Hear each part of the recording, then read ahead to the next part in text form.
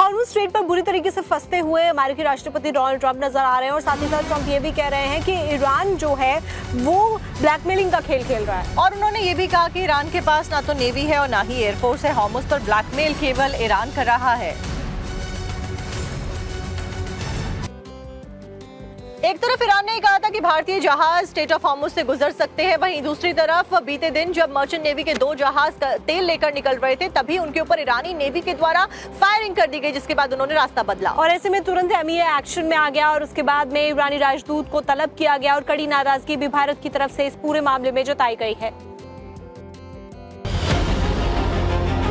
Islamic revolutionary guard corps की विशिष्ट नौसैनिक शाखा सपेह नेवी ने स्ट्रेट ऑफ हॉर्मुज़ पार कर रहे जहाज़ों पर फायरिंग की।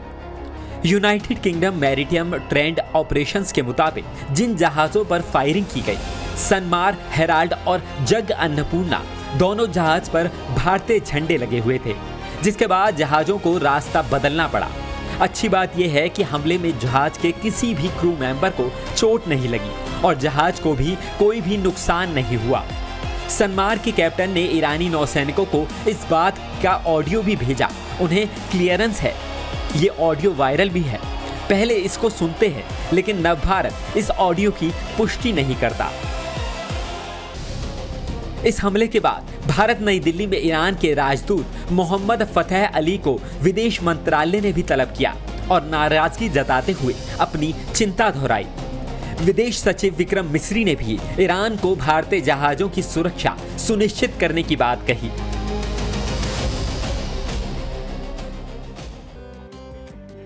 हॉर्मुज़ स्ट्रेट से आपको वॉर ब्रेकिंग बता देते हैं। ईरान का स्ट्रेट को खोलने से साफ इनकार तो ईरान ने ये मना कर दिया है कि स्ट्रेट ऑफ हॉर्मुज़ उनकी तरफ से नहीं खोला जाएगा। एक तरफ क्योंकि ये कहा जा रहा था कि सीज़फायर के जितने दिन बचे हुए हैं उन दिनों के लिए ईरान ने पहले कहा था कि हॉर्मुज़ खोल दिया गया है। और ऐसे में अमेरिकी नाकेबंदी के बीच में ये फैसला ईरान की तरफ से लिया गया है। ईरान का ये कहना है जिस तरीके से अमेरिका नाकेबंदी कर रहा है और इस बीच हम भी स्ट्रेट ऑफ हॉर्मुज़ से अपना दावा नहीं छोड़ेंगे। और देखिए यही कारण था कि बीते दिन ये खबर भी मिली थी कि इंडियन नेवी के जो 2 वेसल्स थे मर्चेंट नेवी के, उनके ऊपर तक ईरान के द्वारा फायर कर दी गई थी और उनको भी वापस लौटना पड़ा था।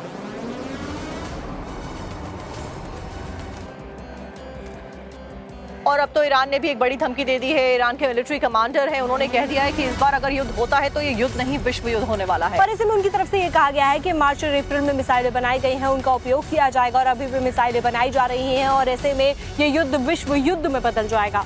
और हम आज भी मिसाइलें बना रहे हैं, मोहम्मद रेजा ने ये कह दिया है, जो कि सीनियर मिलिट्री कमांडर हैं ईरान के। हॉर्मुज़ स्ट्रेट पर बुरी तरीके से फंसते हुए अमेरिकी राष्ट्रपति डोनाल्ड ट्रंप नजर आ रहे हैं और साथ ही साथ ट्रंप ये भी कह रहे हैं कि ईरान जो है वो ब्लैकमेलिंग का खेल खेल रहा है। और उन्होंने ये भी कहा कि ईरान के पास ना तो नेवी है और ना ही एयरफोर्स है। हॉर्मुज़ पर ब्लैकमेल केवल ईरान कर रहा है। एक तरफ ईरान ने कहा था कि भारतीय जहाज स्ट्रेट ऑफ हॉर्मुज़ से गुजर सकते हैं, वहीं दूसरी तरफ बीते दिन जब मर्चेंट नेवी के 2 जहाज तेल लेकर निकल रहे थे तभी उनके ऊपर ईरानी नेवी के द्वारा फायरिंग कर दी गई, जिसके बाद उन्होंने रास्ता बदला और ऐसे में तुरंत एमईए एक्शन में आ गया और उसके बाद में ईरानी राजदूत को तलब किया गया और कड़ी नाराजगी भी भारत की तरफ से इस पूरे मामले में जताई गई है।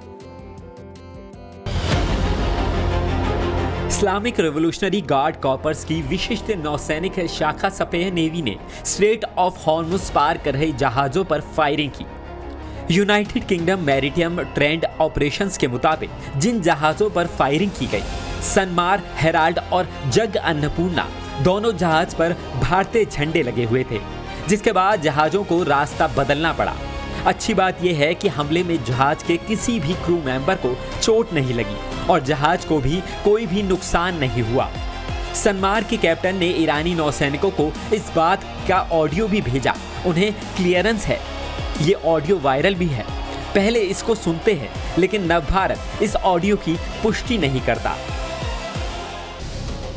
इस हमले के बाद भारत नई दिल्ली में ईरान के राजदूत मोहम्मद फतेह अली को विदेश मंत्रालय ने भी तलब किया और नाराजगी जताते हुए अपनी चिंता दोहराई। विदेश सचिव विक्रम मिस्री ने भी ईरान को भारतीय जहाजों की सुरक्षा सुनिश्चित करने की बात कही।